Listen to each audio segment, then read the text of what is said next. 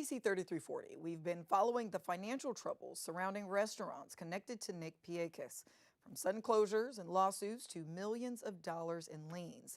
Now a new Chapter 7 bankruptcy filing is revealing just how deep those financial problems may go. The I-Team's Gracie Johnson digs through those records. $44 million. That's how much Nick Pihakis says he owes according to his newly filed bankruptcy records.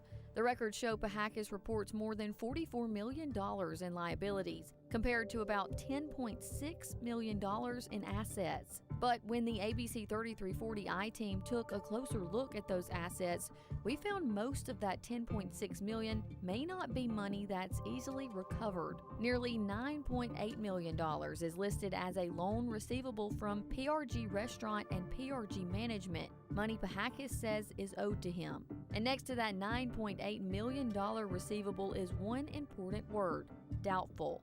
That means more than 92% of Pihakis' reported assets depend on that one source of money. Even if every dollar of Pihakis' reported assets could be recovered at the value listed, his reported liabilities would still exceed his assets by more than $33 million.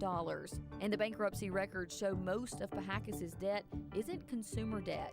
That's important because the I-Team has spent months documenting financial problems connected to Pihakis-linked restaurants. Our reporting began after the sudden closure of Valley Post in Chelsea. Court records later revealed a lawsuit alleging nearly $400,000 in unpaid bills, a separate lawsuit alleging a $350,000 loan default, and our investigation uncovered more than $8 million in liens filed against properties connected to Pihakis-linked restaurants. But the bankruptcy records don't just show money Pihakis says he owes, they also show money he says others owe him. Pihakis also lists potential claims involving Michael Moran and companies connected to several of the restaurants we've been following. And now Moran and 4 related companies have formally entered the bankruptcy case as creditors. Pihakis also identifies potential claims involving Josh Gentry and Little Donkey related companies, as well as South Point Bank. These are potential claims disclosed by Pihakis in his bankruptcy filing,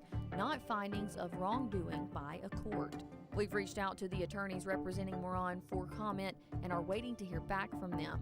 We also reached out to Evans Meats, which says it cannot comment at this time.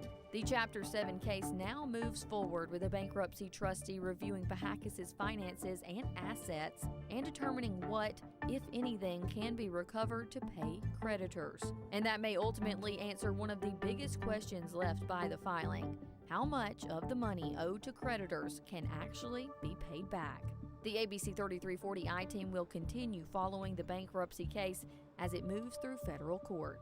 Gracie Johnson, ABC 3340's I-Team.